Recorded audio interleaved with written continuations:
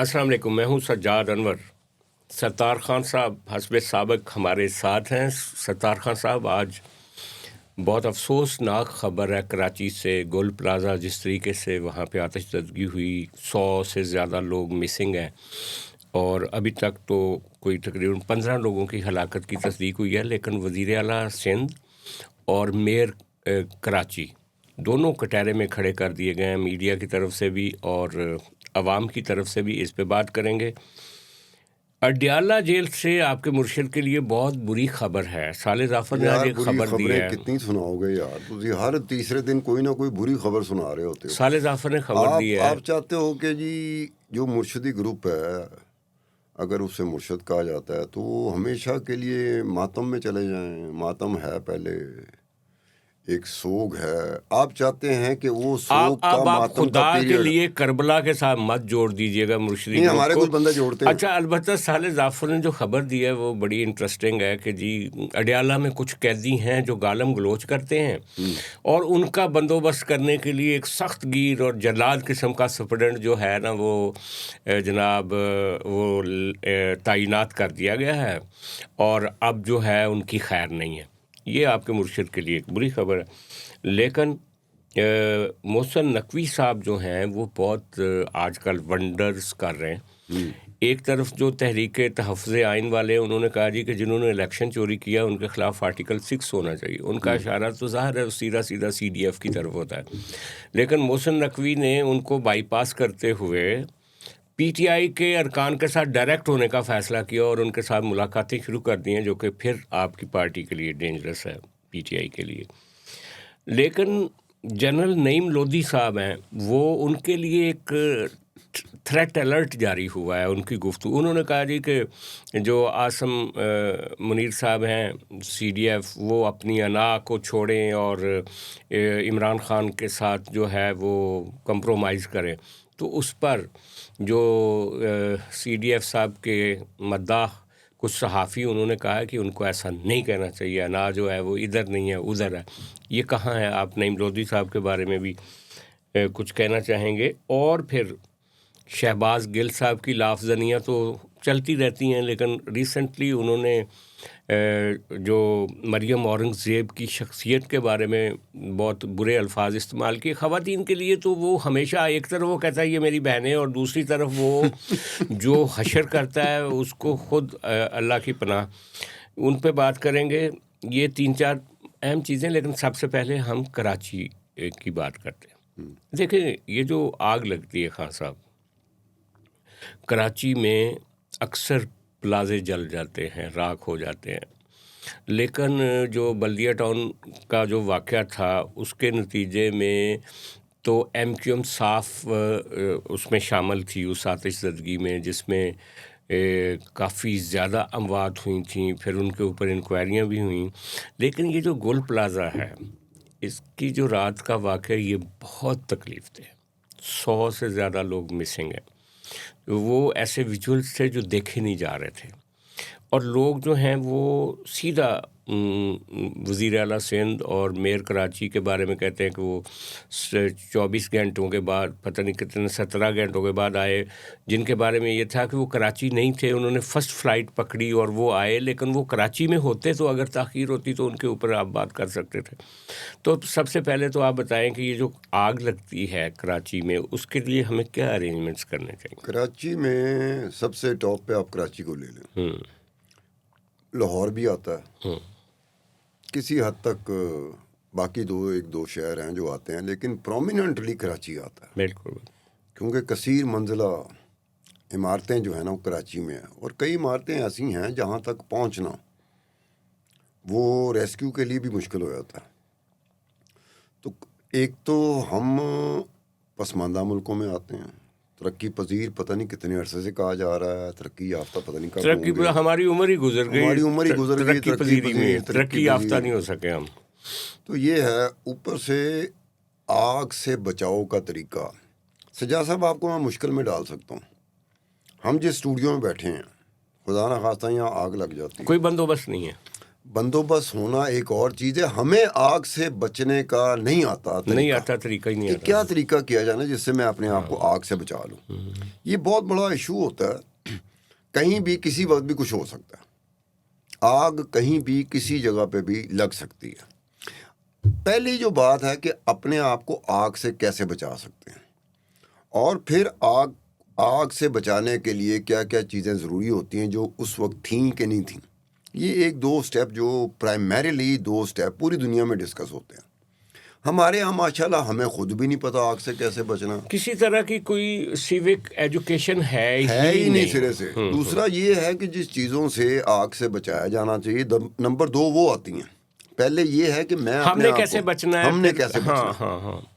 Number 2 کہ بھئی وہ چیزیں جن سے آگ سے بچاؤ میں مدد مل سکے, وہ چیزیں تھیں اس ایک وقت میں کہ نہیں تھیں.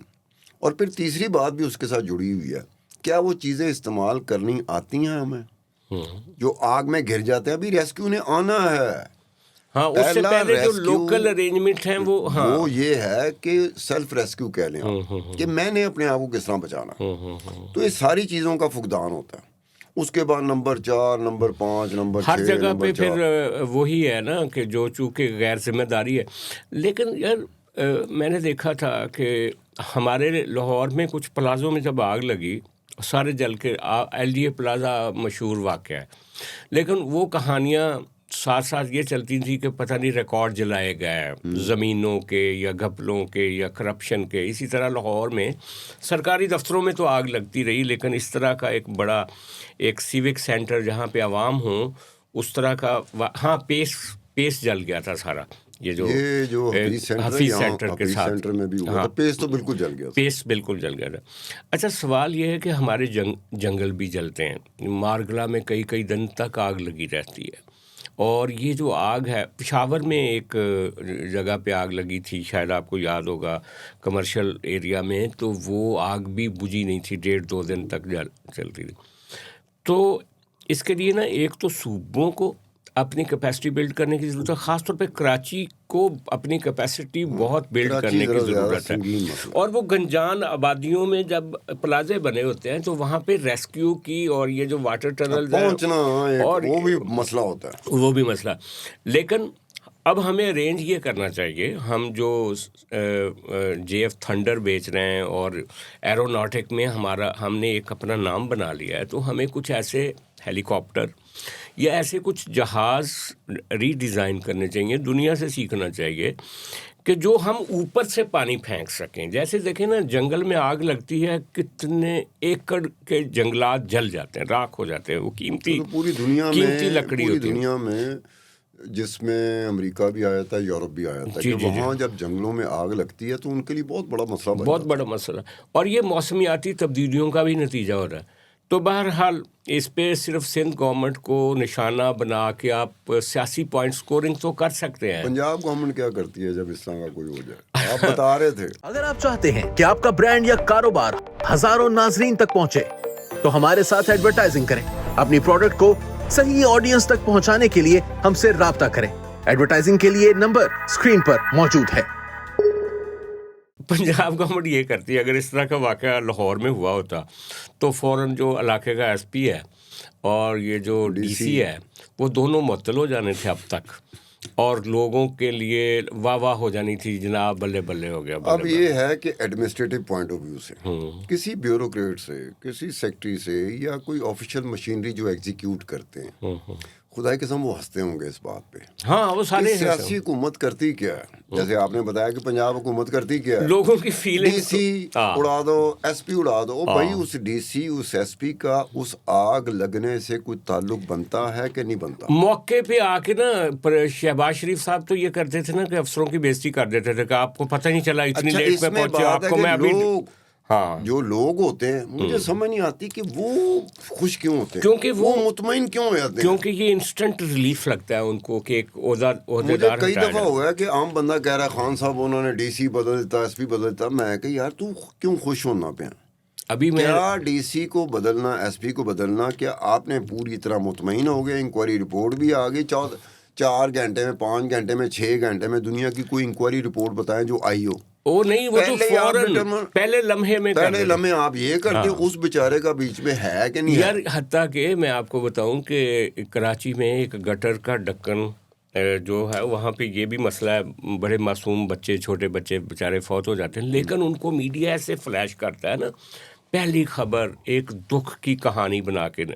اچھا، سائملٹینیسلی پنجاب میں ایک واقعہ ہوا، شاید لودھرا میں یا کہیں، تو اسی طرح وہ گر گیا.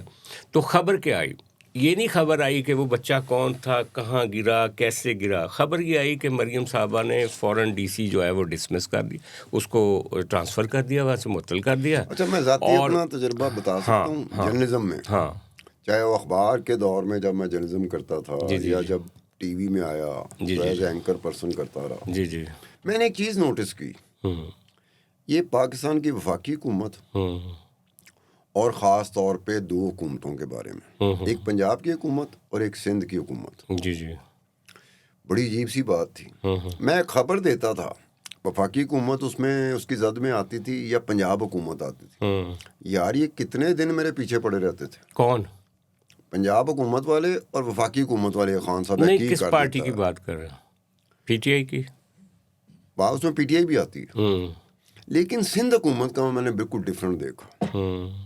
وہ مجھے سمجھ نہیں آئی کہ 2008 آنورڈ انہی کی حکومت ہے پیپل پارٹی کی سندھ میں سندھ گورنمنٹ کی میری بے شمار خبروں کی زد میں سندھ گورنمنٹ آتی تھی. چیف منسٹر سندھ آتا تھا، منسٹر سندھ کے آتے تھے، ان کی وزارتیں آتی تھیں، سندھ کے محکمے آتے تھے.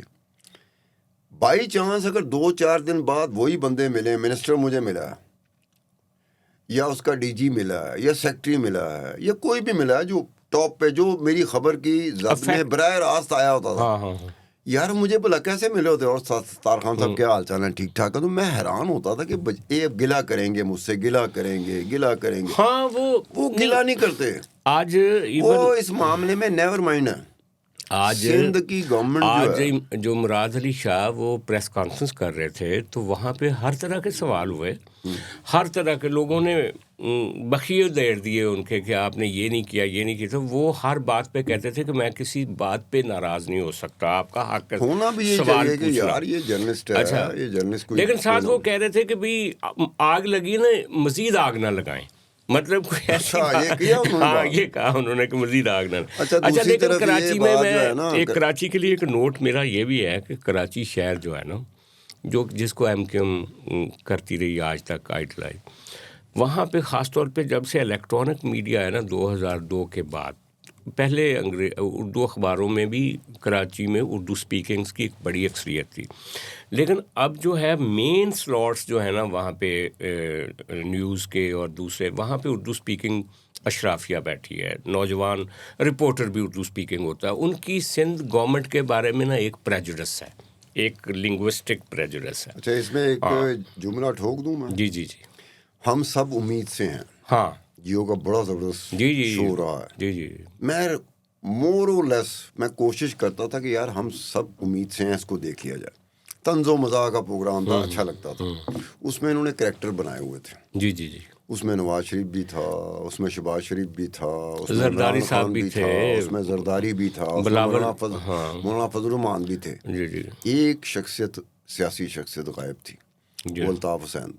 اور اس کی دہشت تھی. الطاف حسین میں کئی دفعہ ہمارے جو جیو کے دوست ہوتے تھے، میں ان سے پوچھتا تھا کہ یار تم سارے کریکٹر لے کے آتے ہو، تو یہ الطاف حسین بھی ایک کریکٹر ہے. میں نے کہا خان صاحب ہم نے شو چلانا ہے، ہم نہیں چاہتے کہ دوسرے دن ہی ہم سب امید سے ہیں وہ بند ہو جائے. اچھا خیر، یہ تو ایک آبجیکٹو جرنلزم کے بارے میں جو پیپلز پارٹی کا رویہ ہے دوسری جماعتوں کے حوالے سے، اس کو ہم ڈسکس کر رہے تھے. اب چلتے ہیں جی اڈیالہ جیل. دیکھیں، اڈیالہ جیل میں ایک سپرڈنٹ کی تبدیلی ایک انتظامی معاملہ ہے، لیکن ایک قومی اخبار میں صالح ظافر جیسے سینئر صحافی کی طرف سے یہ کہنا کہ جناب اب اڈیالہ جیل میں جو گالم گلوچ کرنے والے لوگ ہیں، لاؤڈ بولنے والے، بدتمیزی کرنے والے، اپنی زبان پہ قابو نہ رکھنے والے قیدی جو ہیں، ان کے بندوبست کے لیے ایک سخت گیر جلاد قسم کا ایک بڑا ہارڈ کور قسم کا سپرڈنٹ لے کر آئے ہیں انتظامیہ والے، اور اب دیکھیں گے کون گالی دے گا اور کس کو کیا سزا دے گی. یار یہ اکلوتا کتنی دفعہ میں اکلوتا کہوں. اڈیالہ جیل میں ایک ہی ہے قیدی، ظاہر ان کی طرف یہ اشارہ تھا نا، وہ ہمارے مرشد عمران خان، جو گالیاں بھی نکالتے ہیں اپنے مخالفوں کو، جو جرنیلوں کو بھی نہیں چھوڑتے اور جو اپنے مخالفین کو بھی نہیں چھوڑتے.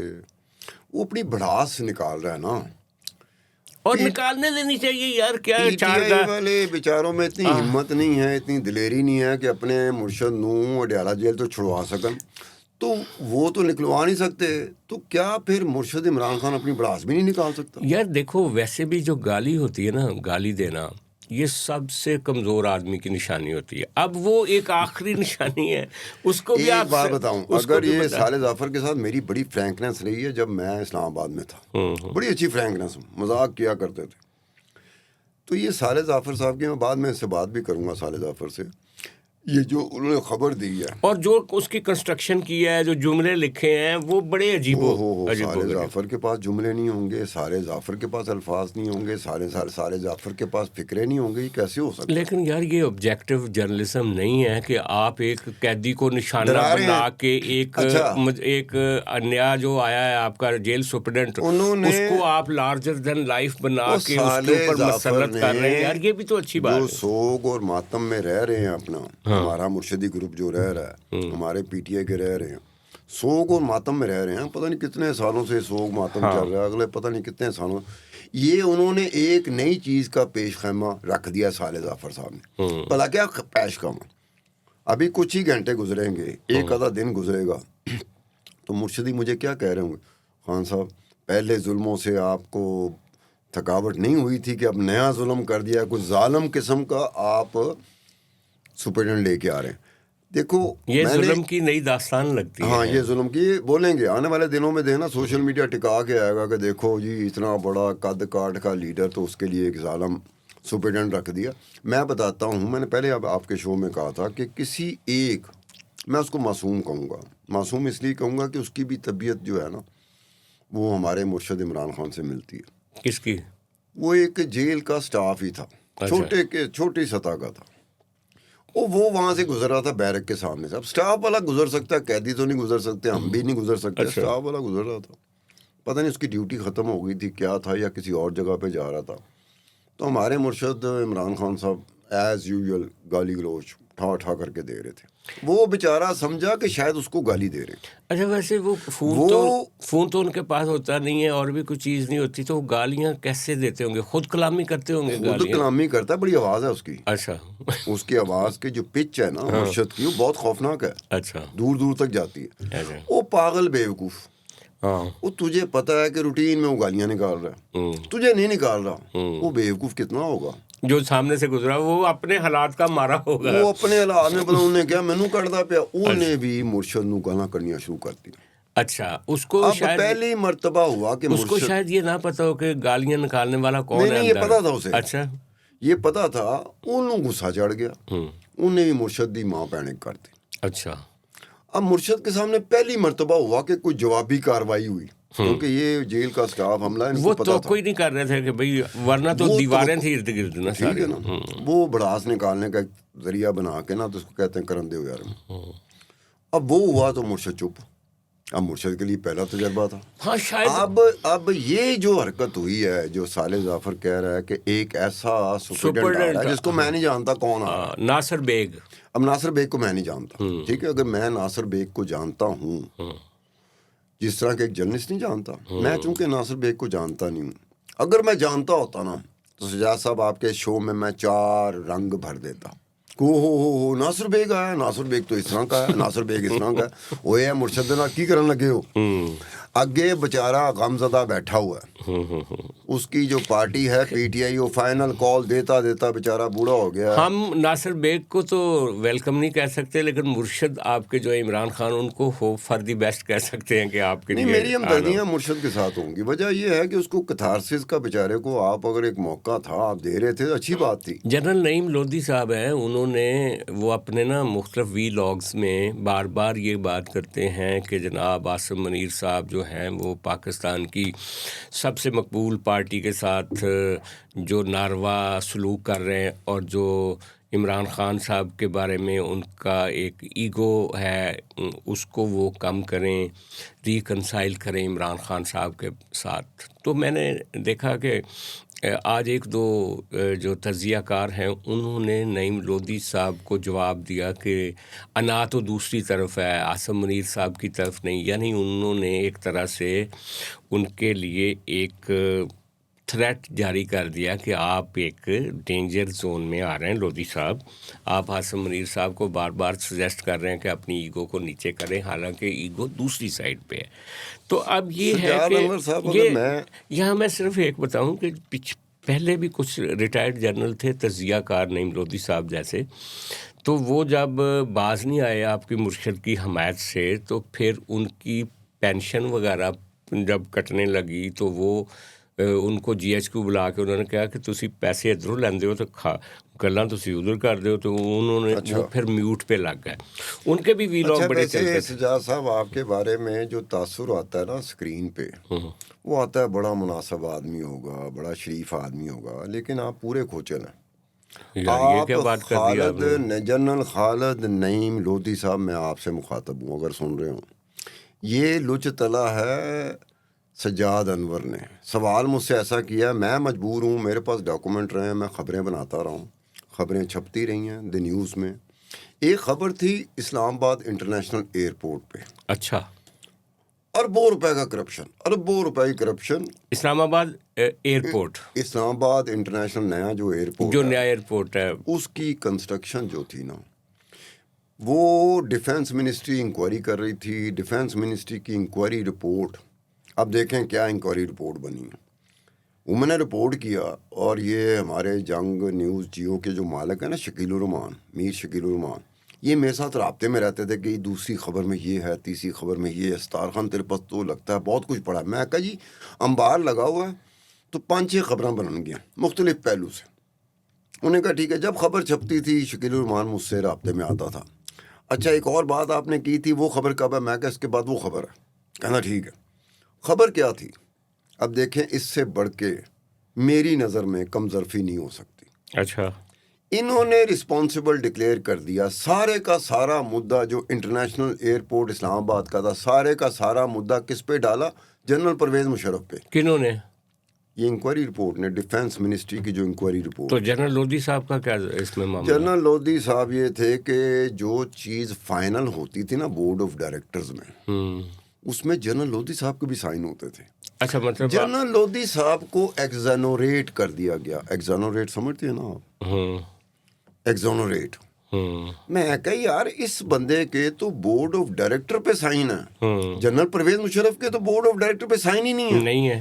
جو چیز آپ کر رہے ہو تو یہ سارے رسپانسبل ہونے چاہیے جتنے بندے ہیں. تو ان کو کیوں الگ کر دیا گیا؟ یہ اس لیے کہ یہ ڈیفینس کے سیکٹری رہے تھے.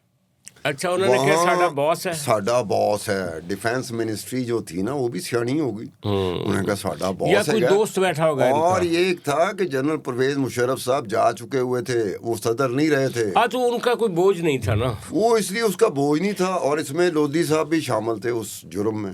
تو لودھی صاحب بچ گئے. لودھی صاحب کو ایگزونریٹ کر دیا گیا. حالانکہ ایگزونریٹ نہیں، آج بھی انکوائری ہو نا تو جنرل خالد نعیم لودھی صاحب نہیں بچتے.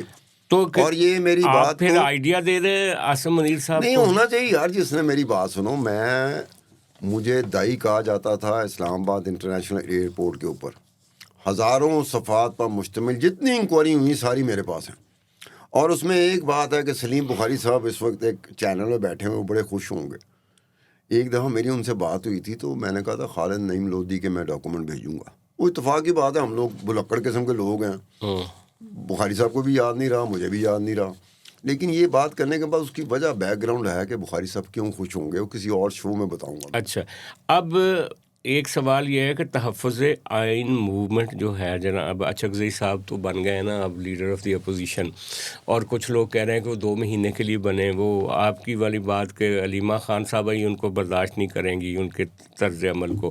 لیکن وہاں سے تحفظ آئین موومنٹ کا ایک ڈیکلریشن جاری ہوا ہے جس میں کہا گیا ہے جی کہ جو الیکشن چوری کیا گیا نا 8 فروری کا، ان کے ذمہ داروں کو آرٹیکل 6 کے تحت سزا دی جائے. یار آرٹیکل 6 ان پر نہیں لگا جنہوں نے آئین توڑ دیا تھا، تو یہ الیکشن چوری کے اوپر آرٹیکل 6 کی بات کر رہے ہیں. حالانکہ بات درست ہے، الیکشن چوری نہیں ہونا چاہیے، پر ہمارا کون سا الیکشن ہے جو چوری نہیں ہوا آج تک؟ کون سا الیکشن ہے جو جینوئن کہتا صرف 2024 کا. اچھا، لیکن محسن نقوی صاحب نے ان کے غبارے سے ہوا نکالنے کے لیے ڈائریکٹ پی ٹی آئی کے کچھ لوگوں سے گفتگو شروع کر دی، اور یہ خبریں بھی اسلام آباد میں گردش کر رہی ہیں کہ جناب خواہ شہباز شریف صاحب ہی وزیر اعظم رہیں، لیکن کوئی قومی گورنمنٹ ٹائپ بن رہی ہے جس میں کچھ پی ٹی آئی کے بگوڑے شامل کر دیے جائیں گے تاکہ مزید پی ٹی آئی کے اندر رکھنے پیدا کر دیے جائیں.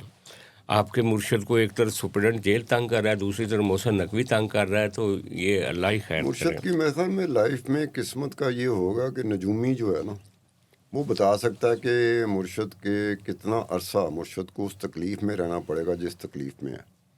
یہ نجومی بتا سکتا ہے، اور وہ نجومی جو کہ واقعی علم رکھتا ہو، آنے والے وقت کا علم جس کے پاس ہو. یہ فراڈی نجومی نہیں جو ٹی وی پہ آگے کئی دفعہ کئی اس میں ایسے ہیں جو اٹھو اٹھ چھڑ رہے ہوتے ہیں، کسی کو خوش کر رہے ہوتے ہیں، کسی کو وہ کر رہے ہوتے ہیں. تو یہ جو سختیاں اس پر ہو رہی ہیں، جو مرشدی گروپ اس سختیوں کو بلا کس طرح بیان کرتا ہے، بڑا چڑھا کے، کھانا تک نہیں ملتا اسے، پانی تک نہیں ملتا اسے، دھوپ میں بٹھا دیا جاتا ہے اسے، یا ٹھنڈ میں بٹھا دیا جاتا ہے اسے، کمبل نہیں دیا جاتا اسے، تکیہ نہیں دیا جاتا، بس یہ جتنا کر سکتے ہیں. پارٹی میں آپ کو میں نے پہلے بھی کہا تھا کہ میری ہمدردیاں محمود اچکزئی کی طرف کیوں گئی تھی کہ اس بیچارے کی زندگی میں اس نے جو بھی اپنا ایک سیاست میں حصہ لیا، جو بھی کنٹریبیوشن ہے ان کا، یہ گریسفل رہا، گریسفل اس طرح سے رہا کہ اس کو گالیاں نہیں پڑیں.